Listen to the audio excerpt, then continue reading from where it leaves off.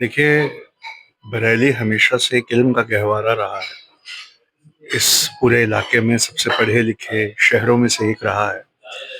बीच में हमारा पढ़ाई से अगर कुछ रिश्ता टूटा भी है, तो आज मैंने इस प्रोग्राम में देखा, कैसे कोने-कोने से बच्चे जमा हुए थे, जिन्होंने बहुत टॉप किया था। तो देखकर ये एक बहुत बड़ी उम्मीद जागी कि क्या पता इंशाअल्लाह अगर अल्लाह ने चाहा तो बरेली फिर से वही इल्म और मरकज़ और गहवारा बन के उभरेगा। हुँ।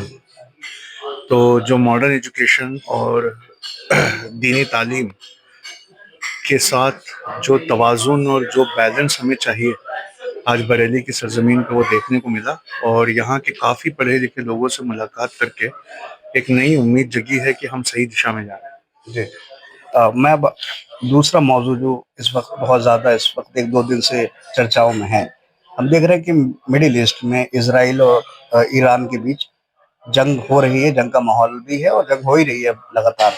किस तरह से आप उसको देखते हैं? और ईरान जिस तरह से मुकाबला कर रहा है और मुल्क ऐसा लगता है उतना साथ नहीं दे रहे, जितना देना चाहिए। तो आप किस तरह से उस हालात को देखते हैं और क्या सामने सूरत-हाल नज़र आती है? देखिए, जो आज मिडल ईस्ट में हो रहा है ना, वो इस बात का सबसे बड़ा एग्ज़ाम्पल है कि दुनियावी पढ़ाई जिसको आप कहकर अलग करते हैं और उसमें आप रिसर्च एंड डेवलपमेंट नहीं करते, तरक्की नहीं करते, तो क्या हो सकता है? हुँ, मिडिल ईस्ट की बाकी सारी कंट्रीज़ ने साइंस और टेक्नोलॉजी की तरफ उतना ध्यान नहीं दिया। जी। इस वजह से आज वो अमेरिका और इज़राइल के कब्ज़े में है, जो एक रेज़िस्टेंस है, जिसने बहुत दूरदृष्टि रखी और ये सब देखा और अपने यहाँ यूनिवर्सिटियों में पढ़ाया और साइंटिस्ट और न्यूक्लियर साइंटिस्ट बनाए, हम उसे आज ईरान के नाम से जानते हैं। तो दरअसल साइंस एंड टेक्नोलॉजी जिसके पास है, सही मायनों में वही आज़ाद है। हुँ, एक अपने जज़्बे और जोश और जुनून और ईमान की बड़ी ऊँची जो फ़लक है, उस पर फ़िलिस्तीन ने हमको बताया कि आज़ादी क्या होती है हुँ, और उसके बाद ईरान ने बताया। हुँ, और ये बहुत रोने वाली बात है कि यूएई, कतर, दुबई, सऊदी अरब, जिनके पास कभी ना खत्म होने वाली दौलत के ज़राए हैं, उन्होंने उसे यूनिवर्सिटियाँ और साइंस एंड टेक्नोलॉजी और आर-एन-डी में कन्वर्ट नहीं किया। हुँ, तो आज वो एक ठोकर से बिखर जाएँ, इस तरह की कभी-कभी हमें फ़ीलिंग आती है। हुँ।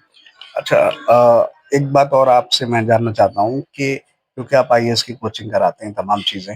अल्पसंख्यक समाज ने पिछले कुछ सालों में ज़बरदस्त तरह से यूपीएससी में परफ़ॉर्मेंस की है, स्पेशली जामिया मिल्लिया से ही बड़ी संख्या में निकलते हैं। लेकिन फिर भी हम कहीं न कहीं दूर नज़र आते हैं। हमारे सामने सच्चर कमेटी की पुरानी रिपोर्ट भी है, उसमें किस तरह से सुधार है और आप जो आज के तालीम का जो तरीक़ा है, उसको किस तरह से देखते हैं? आपने कहीं पर एक उसमें कहा कि लंगड़ा और इस तरह का कुछ मतलब एजुकेशन का जो सिस्टम है, जो हमारा मॉडल एजुकेशन का सिस्टम है, उसको किस तरह से देखते हैं? देखिए दोनों चीज़ें एक साथ। देखिए यूपीएससी में कोई ऐसा नहीं है कि हमारी कौम ने कमाल कर दिया।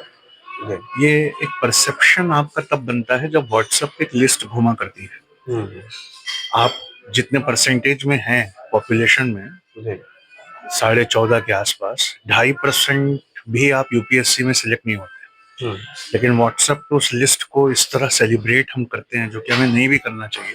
जी। हम इस कदर सेलिब्रेट करते हैं कि लोगों के दिमाग पे एक हैमर करते हैं मैसेज कि नहीं नहीं, हम तो बहुत अच्छा कर रहे हैं, हमने तो यूपीएससी में हर तरह के झंडे गाड़ दिए। हुँ, ऐसा नहीं है, हमें बहुत मेहनत करने की जरूरत है।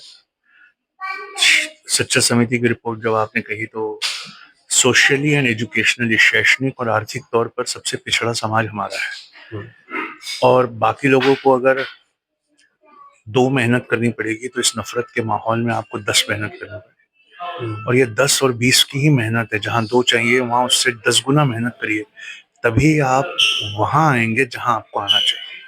हुँ, कौमें बनती हैं रिजल्ट से नहीं, कौमें कोशिश से बनती हुँ, हैं। समाज ऊपर उठते हैं, पास होने वाले तो अपनी बीवियों के साथ शादियां करके सेटल हो जाते हुँ, हैं, लेकिन जो बहुत मेहनत करके जिनका किस्मत से नहीं होता, वो लौट कर आते हैं, अपनी कौम को दिशा दिखाते हुँ, हैं। तो मेहनत करने वाले, ऊंचा उठने वाले, जान लगाने वाले जिस समाज में होते हैं, उस समाज को बहुत ऊंचा समझा जाता है, ना कि बहुत सारे पास हुए लोग जिसमें होते हैं उन्हें मजा। हुँ। बस आखिरी में एक मैसेज और दे दीजिए, जो ख़ास तौर से युवा पीढ़ी पे हिंदुस्तान का जिसका मुस्तकबिल जिस पे निर्भर करता है और क्या कहना चाहेंगे उसके लिए? किस तरह से आगे बढ़े और किस तरह से तरक्की हासिल करे जिससे मुल्क की भी तरक्की हो? देखिए, पहले तो रट के पढ़ना छोड़ना होगा, हमें चीज़ों को समझना होगा और पढ़ाई कई तरह की है, सिर्फ़ एक सिलेबस वाली नहीं है। ज़िंदगी में किसी चीज़ को ट्राई करना, एस्टेब्लिश करना, किसी बिज़नेस को चलाना, उसमें आइडिया लगाना, उसको स्केल करना, ये भी ट्रायल एंड एरर की एक पढ़ाई है। हुँ, लोग आईआईटी, आईआईएम के बाद यही करते हैं। हुँ, आप बिज़नेसमैन बन जाते हैं पढ़ाई छोड़कर, तो आपको लगातार अच्छी किताबों से आइडिया लेकर उसे अपने बिज़नेस में सँवारना चाहिए। हुँ, जिसे एडमिनिस्ट्रेशन में जाना है, उसे उसकी तैयारी करना चाहिए। जिसका डॉक्टर बनने का सपना, उसे नीट और जेईई की तैयारी करना चाहिए। देखिए, ज़िंदगी कैसे बीती ये अल्लाह जब पूछेगा, तो सबसे अच्छा जवाब है कि 30 पन्ने रोज़ बीती।